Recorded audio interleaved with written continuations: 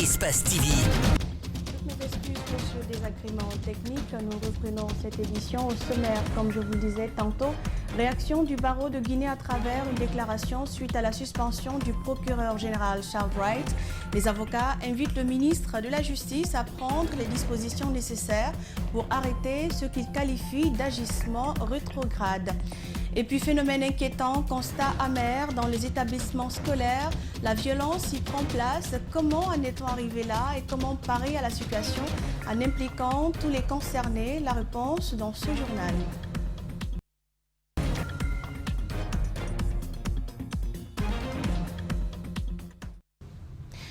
Le barreau de Guinée s'est fendu d'une déclaration ce mercredi pour condamner ce qu'il qualifie d'agissement du haut commandant de la gendarmerie nationale. Il apporte son soutien au procureur Charles Wright. Les avocats invitent le ministre de la Justice à prendre les dispositions nécessaires pour arrêter ces agissements, je cite, rétrogrades. Le compte-rendu de Mamadou Kalisso et Tierno Sadouba. Le procureur Alphonse Charles Wright a échappé de justesse à une humiliation. Dès après sa suspension, des hauts grades de la police se sont pointés à son bureau pour l'intimer à libérer les lieux et de rendre les clés de ses véhicules de fonction. Le barreau de Guinée dénonce et condamne des agissements d'une autre époque. Ces hommes en robe noire dénoncent des violations des droits de l'homme perpétrées par le colonel Bala Samoura. En guise d'exemple, l'ancien ministre des Affaires étrangères qui a été détenu pendant 48 heures sans assistance de ses avocats. Aussi, au mépris des lois de la République et des procédures judiciaires en cours, la direction du patrimoine bâti public s'est servie des engins du bataillon de génie militaire pour détruire illégalement des édifices sur les domaines objets de litige entre l'État et des particuliers. Le barreau de Guinée dénonce l'immixtion du haut commandant de la gendarmerie nationale dans les affaires judiciaires. Il invite le ministre de la Justice à prendre toutes les mesures pour bannir ces agissements rétrogrades qui affaiblissent l'appareil judiciaire. Le barreau de Guinée apporte son soutien à M. Alphonse Charles Wright et invite M. le ministre de la Justice et des droits de l'homme à le rétablir dans ses fonctions. Il le soutiendra tant qu'il gardera fidélité à la loi et au respect de l'état de droit. Enfin, ces hommes en robe noire soulignent haut et fort que le haut commandant de la gendarmerie nationale n'est pas un officiel de police judiciaire. Conformément aux dispositions des articles 9, 10, 12, 13, 14 et 45 du Code de procédure pénale, le colonel Bala Samoura n'a ni le droit ni la qualité de s'immiscer dans les activités des officiers de police judiciaire, à plus forte raison intervenir dans des procédures judiciaires pendant devant les cours des tribunaux. Dans les prochains jours, les magistrats devraient aussi se prononcer sur cette actualité qui défraye la chronique, nous a confié un magistrat. Le limogeage de Charles Wright et le colonel Bala Samoura par leur responsable hiérarchique est-il fondé? Oui, répond le juriste Fahimba Mara. Bien que le procureur général ait raison sur le haut commandant de la gendarmerie, la procédure qu'il a adoptée ne serait pas normale. Il estime que le procureur aurait dû se référer à sa hiérarchie plutôt que d'en faire un déballage médiatique. Je vous propose de suivre ces explications de Fahimba Mara. Vous pouvez être OPJ, mais vous n'avez pas l'habilitation ou la qualité d'exercer la fonction d'OPJ. Et maintenant, la condition, c'est quoi? Il faut que vous bénéficiez de l'habilitation de la part du procureur général auprès de la Cour d'appel de Conakry. Si ça ne tenait qu'à l'habilitation, c'est le procureur qui sait à quel agent il a donné l'habilitation. La première réaction des autorités hiérarchiques, je crois que c'est d'abord ça, c'est-à-dire ce sont ces sanctions, mais pour le moment, il n'y a pas de menace à la demeure puisqu'on parle de suspension et on ne sait pas ce que ça va suivre, mais c'est par rapport au manquement à un certain nombre de principes hiérarchiques, c'est-à-dire la sanction, elle tombe par rapport à ça. Le procureur qui relève du parquet, le parquet a une autorité hiérarchique qui est le ministre de la Justice, garde des Sceaux. Avant d'entreprendre un tel battage médiatique, c'est que le procureur devrait se référer hiérarchiquement à son ministre avant d'entreprendre quoi que ce soit, parce que ce n'est pas un magistrat du siège pour dire qu'il est dans une autonomie totale. Et en bref et en images, l'audience de Gaoussou Touré prévue ce mercredi au tribunal de première instance de Kaloum n'a finalement pas eu lieu. L'ancien ambassadeur de Guinée au Nigeria est poursuivi dans une affaire de 45 000 $ qui l'oppose à l'ancien consul honoraire de la Guinée Au Nigeria, Mamadou John Silla, Gaoussou Touré, est accusé d'avoir empoché 45 000 $, constituant 15 mois de salaire de Mamadou John Silla, alors que ce dernier purgeait une peine de prison à Conakry. C'est d'ailleurs Gaoussou Touré qui avait aussi dénoncé son homologue diplomate Mamadou John Silla dans une affaire de trafic de passeports diplomatiques. Le dossier a été renvoyé au mercredi prochain. Le groupe des 58 partis politiques fait des exigences au CNRD. Dans une déclaration rendue publique, il souhaite un dialogue essentiellement politique. Cette sortie des formations politiques, notamment l'UFDG, l'UFR, l'UDG, fait suite à la série de rencontres initiées par le ministère de l'Administration du Territoire et de la Décentralisation le 14 mars dernier. Mais que contient plutôt la déclaration du G58? Des précisions dans ce commentaire de Djibril Ba. Ils sont une cinquantaine de partis politiques qui souhaitent débattre avec les autorités des sujets liés à la Constitution, au code électoral, à l'organe de gestion des élections, à la durée et le chronogramme de la transition. Cette volonté est la suite logique d'une demande faite en mars dernier au gouvernement pour un cadre formel de dialogue. Dans leur déclaration, le groupe des 58 partis politiques souligne que seul le dialogue politique sert de viatique pour la restauration de la confiance, à la préservation de la paix, de la stabilité et de la cohésion nationale. Le profil des structures devant prendre part à ce cadre de concertation est également défini par les partis politiques signataires. Le CNRD, le gouvernement, les partenaires techniques et financiers, un facilitateur désigné par la CEDEAO, l'Union africaine ou les Nations unies. Ce type de dialogue pourrait être recusé par les autorités de la transition car elles avaient, à la suite du dernier sommet extraordinaire de la CEDEAO, dit ne pas obéir aux dictats de l'organisation sous-régionale. Ce qui inquiète de plus l'UFR, le parti Pacte, l'UFDG et autres formations politiques signataires, c'est que le gouvernement est de plus en plus enclin à l'autoritarisme alors que le CNRD avait indiqué que le droit et la justice déterminent son action publique. Il retiendra aussi dans la deuxième déclaration du G58 des revendications aux premières heures de la prise du pouvoir par le CNRD, celle qui sollicite la publication de la liste nominative des membres du Comité national du rassemblement et du développement, la mise en place d'une juridiction spéciale dédiée aux crimes de sang et aux destructions des biens commis lors des manifestations politiques. Cette invite marque encore une fois le retard constaté dans le processus de transition, précisent les partis signataires.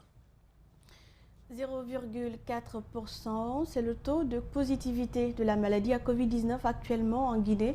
Pendant ce temps, les agents de riposte menacent d'aller en grève pour les 3 mois d'arriérés dans les différentes structures sanitaires du pays.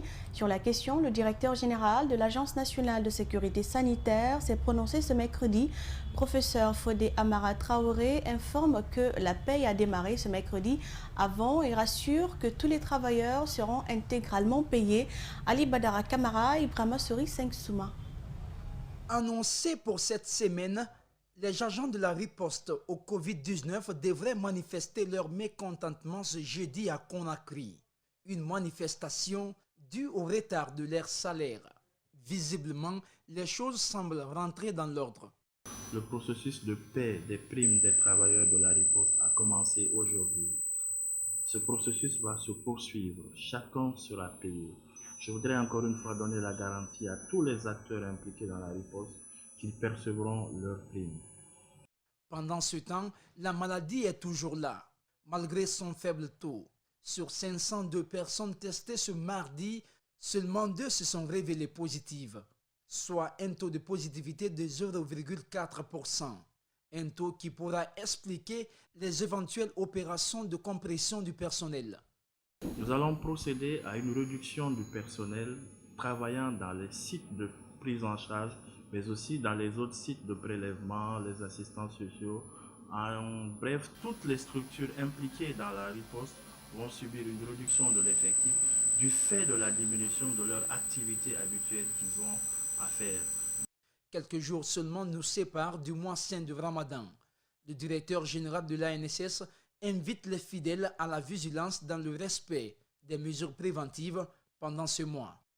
C'est les mêmes mesures barrières qui sont conseillées à l'endroit des fidèles musulmans, mais aussi des fidèles chrétiens, de tous les pratiquants des religions en Guinée.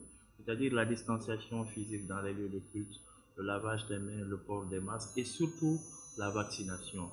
Après les opérations de vaccination accélérées lancées en décembre 2021, environ 2 millions de personnes ont été touchées et le deuxième tour des moins de 18 ans sera aussi lancé dans les jours à venir.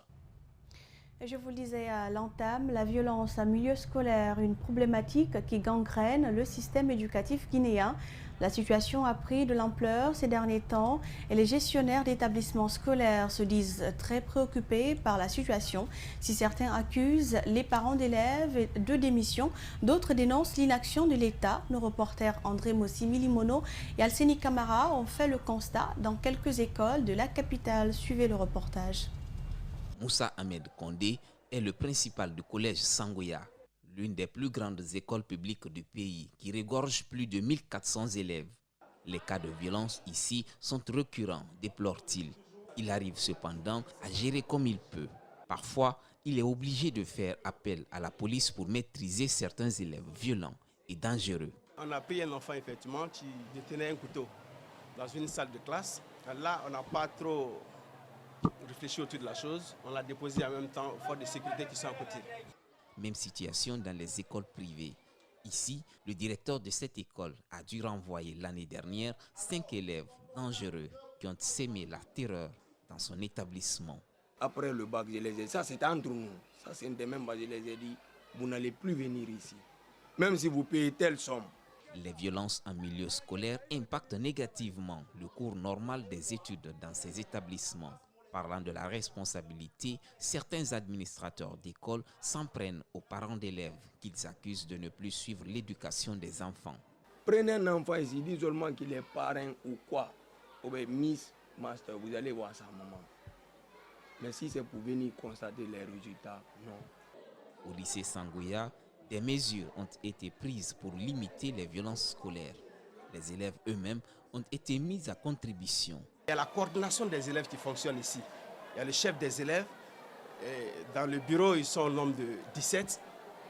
Il y en a qui sont chargés de la sécurité, certains sont chargés de l'assainissement, la tenue des élèves, tout ça. Voilà. Donc tous ensemble, c'est cette équipe-là en complémentarité. On essaie de gérer, on sensibilise et jusqu'à ce jour-là, ça marche.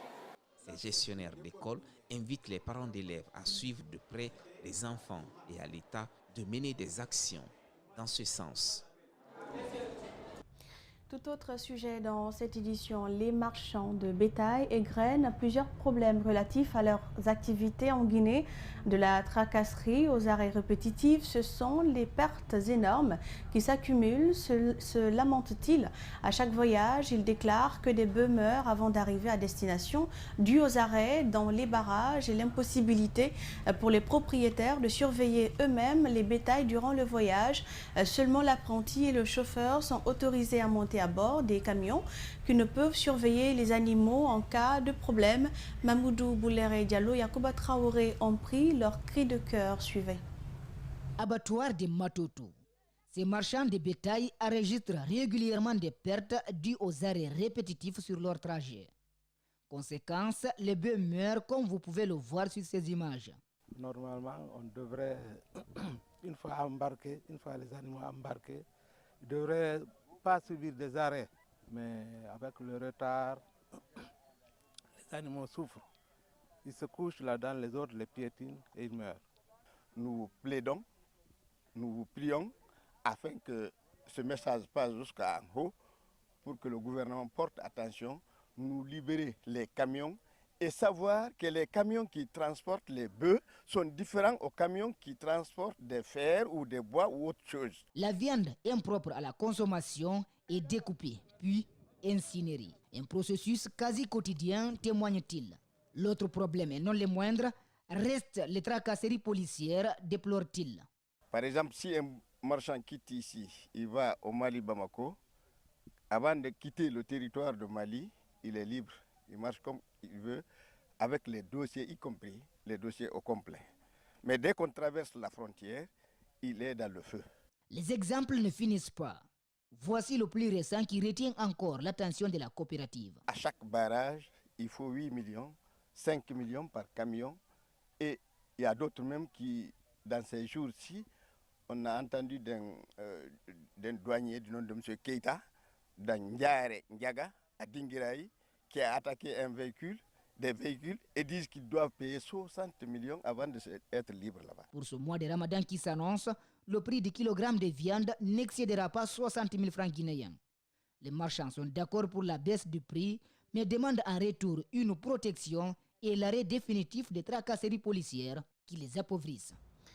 Et nous partons à l'intérieur du pays. Les services de renseignement de l'escadron mobile numéro 12 de Mamou vient de saisir 1 tonne et 200 kg de chanvre indien, 3 présumés et des engins roulants dans une concession assise dans le quartier Pétel. Certains d'entre eux ont été présentés à la presse ce lundi 28 mars. Face aux hommes de médias, ils ont tous nié les faits qui leur sont reprochés. Reportage Abdoulaye Diallo. En tout, 6 sacs de 200 kg de chanvre indien et 5 véhicules ont été saisis par les services spéciaux de renseignement de l'escadron mobile numéro 12 au quartier Pétel, commune urbaine de Mamou.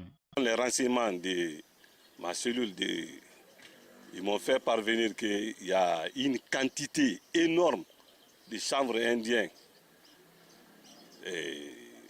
dans 5 véhicules dans le quartier Pétel, au domicile d'un certain Amadou Konaté, dit ivoirien.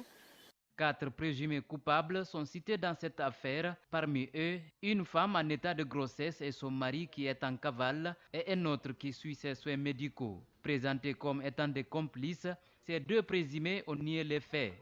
Le commandant adjoint m'a demandé si je connais la véhicule car qui est garé là-bas. Je lui ai dit que je ne connais pas le propriétaire de cette véhicule. Même si mon mari le fait, moi je ne sais pas, parce que c'est ma première fois ça. Quelque temps après avoir été présentés à la presse, les 2 suspects ont été conduits à la maison d'arrêt de Mamou en attendant les enquêtes. Ces personnes-là et plus le fugitif sont poursuivis de détention et complicité de détention des chanvres indiens et commercialisation des chanvres indiens sous les dispositions des articles 19, 20, 819 et 822 du Code pénal. Donc ils feront l'objet d'une enquête au niveau du juge d'instruction. La ville de Mamou devient-elle le centre de commercialisation par excellence du chanvre indien? À moins de mois, nous enregistrons la saisie de près de 3000 kg par les services de sécurité. Et voilà, c'est la fin de ce journal. Merci à vous pour l'attention et l'intérêt. Très bonne suite de programme sur Espace TV et très bonne soirée à tous.